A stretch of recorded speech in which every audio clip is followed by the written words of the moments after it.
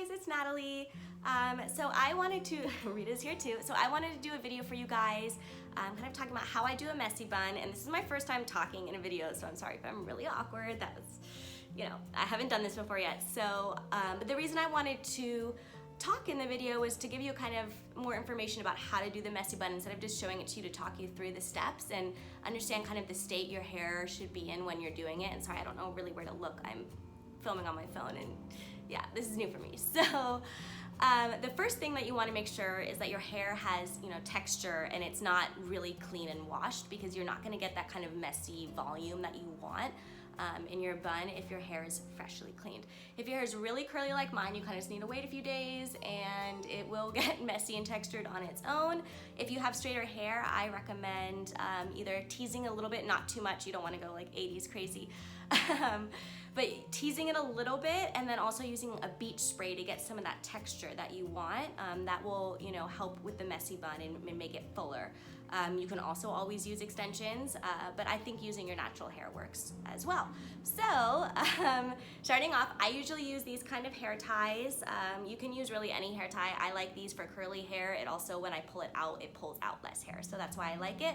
And I also always use bobby pins for the most part, because as much as we'd like to believe that these messy buns are just so effortless and no one's doing anything and they just throw it up last minute, it usually takes a couple tries. I might even have a couple tries here to show you exactly how I like it. Sometimes it takes me 3 to 4 times to get it just right, which is funny because it's supposed to look so effortless, but that's the reality of it.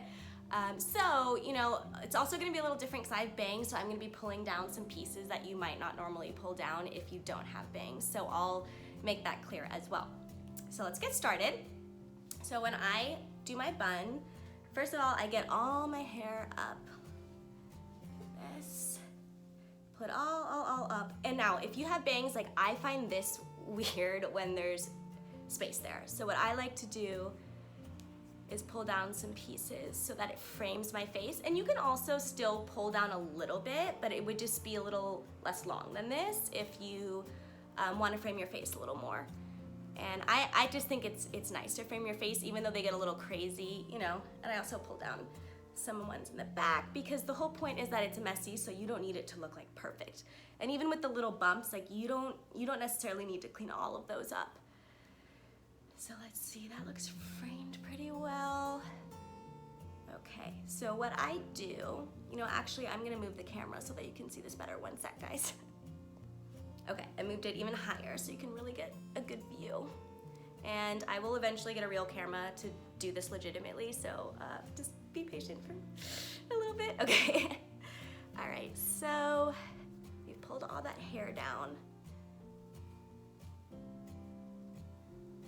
So you wanna make sure there's not too much gathered back here, because you want all that volume on top. So you wanna make sure that, it can be bumpy, but you don't want any big clumps of hair back here, which can happen sometimes. All right, so what I usually do is I'll take this and I'll wrap it there. So you don't pull it all the way through. You let it kind of, if that makes sense, do like that, okay? So then that looks kind of meh, right? So this is where the bobby pins come in. So you kind of take it and you just literally reshape it to fit what you want it to be. So let's see how this works out. And the fun thing about a messy bun is it doesn't matter if you have these kind of little pieces right here, because that's kind of the whole point. Wow, I actually did a pretty good job on the first try. Lucky me, usually it takes me a couple more tries than that. And so sometimes if you do have one weird bump where nothing else is bumpy, you can also just take that and take a pin and put it in. So that's kind of the general idea. I feel kind of bad that I did it right on the first time, so I'm gonna actually take it out and show you guys. Sometimes it takes more than one try, because I swear to you, this doesn't normally happen like this. Okay, so let's do this again. And you'd be amazed, honestly, people really do this over and over again until they get that just right messy look. So, let's see. So you literally just put it in as messy as you can, and then you just pin it around so that it looks right. And if you, like I said, if you don't have a lot of hair and you don't get this kind of volume, that's where that texture spray, or if you really want to put in extensions, that comes in. So let's do this again and again. I can show you like a bad version. I'm getting lucky this time. What is happening? Okay. Guys, I'm so awkward, I'm sorry. All right, so let's pull down these pieces again. Also, I really need to fix my roots. It's kind of embarrassing to be doing a video with my roots this bad, but my hairdresser would be very upset. All right, so here's another version. Okay, see, this one's bad. There you go. So this happens all the time. And you can either try to fix it by, you know, like pinning it down, which sometimes works out, sometimes doesn't.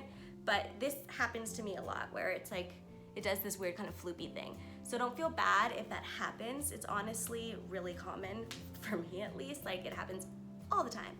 So basically, you just kind of keep messing around with it until you get exactly that little floof that you want, and then you can like wrap these other pieces around.